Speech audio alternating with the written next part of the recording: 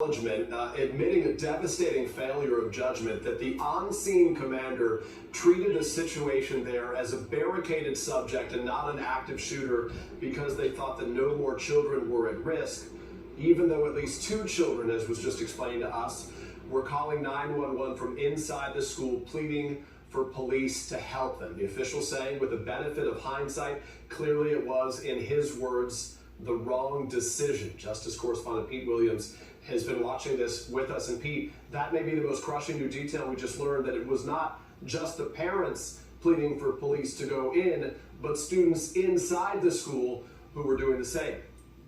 Yes, and a question about whether the on-scene commander was aware of those 911 calls. What the head of the Texas Department of Public Safety said is they don't yet know the answer to that question.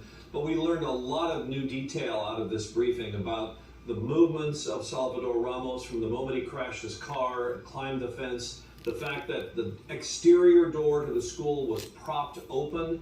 Obviously that shouldn't have happened. The fact that the door to the classroom, or this double classrooms, was either open or unlocked, allowing to get him. That's a violation of the Uvalde County School District's own security plan that said school district doors had to be closed and locked at all times. The fact that there were actually 7, that he entered the school and that 3 minutes later there were 7 police officers in the building by 11:35, and as many as 19 police officers by 12:03. But as you say, the decision was made to stand by. Now, let me just say a little more about this notion that a situation with a person with a gun can switch from an active shooter situation to a barricade situation. I will just say that as a general matter, the reason that that is even something that occurs to police officers is that if they make the decision that there's no danger to people inside, they sometimes think that breaching, going in and confronting the shooter might cause the shooter to then lash out at whoever's left inside the building.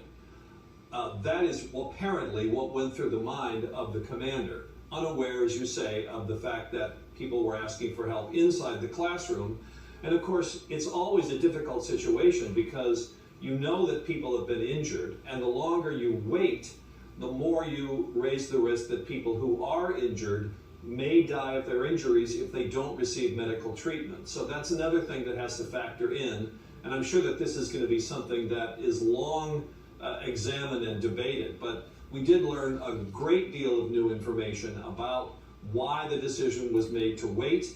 We also heard, Peter, from some of these survivors, some of these young people that were there, that the doors to these classrooms had a window, and one of these students has said that the Ramos inside shot out the window.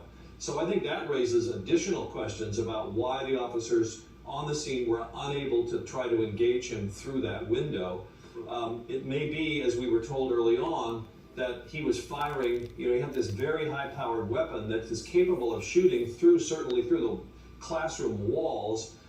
We didn't hear much information about that, but that's an additional question. And then I think the other thing that is to be answered is the thinking seems to have been, and seems still to be, that the bulk of his shots were fired shortly after he went in. And that raises the question about when he was shooting at the school from outside in the parking lot, expending this enormous amount of ammunition that he had. Did he wound any students? Did he hurt any students or kill any students by firing at the school from outside? And when he went in, when he started shooting at classrooms as he sort of went down the hall, that's clearly information yet to be gathered. We had been told that victims were found in 4 classrooms. There wasn't any discussion of that today, but that could be the reason for that, Peter. Yeah, no doubt.